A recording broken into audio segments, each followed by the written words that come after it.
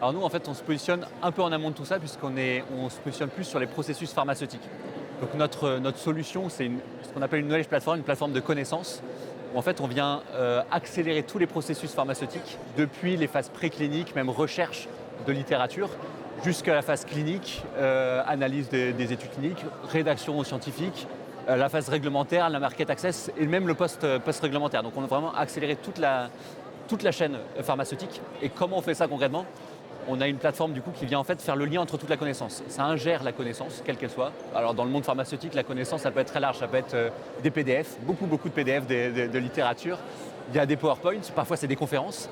Parfois c'est des données omiques, protéomiques, enfin des données qui viennent d'études cliniques. En fait, toute cette connaissance, on a vraiment une technologie qui vient être capable de faire le lien entre toutes ces connaissances. Donc, et l'intérêt de tout ça, c'est que ça va faire des liens que des humains auraient eu beaucoup de mal à pouvoir faire parce qu'il aurait fallu des centaines d'années pour pouvoir faire ça. On travaille notamment avec des instituts de recherche publics, avec des instituts privés.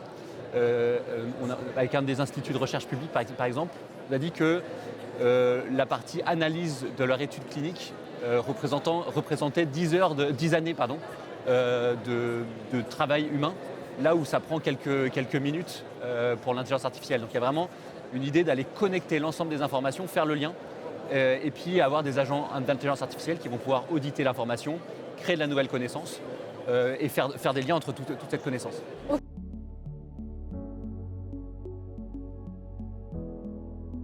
Alors en un seul mot, le mot le plus logique, c'est l'accélération. Si je développe un peu quand même, c'est la e-santé, pour moi, c'est la capacité à pouvoir passer dans un monde numérique, et notamment avec l'intelligence artificielle.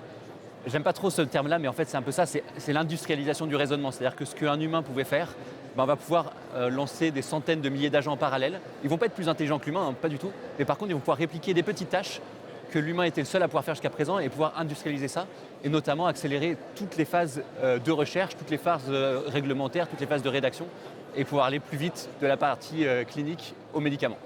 Merci beaucoup Antoine.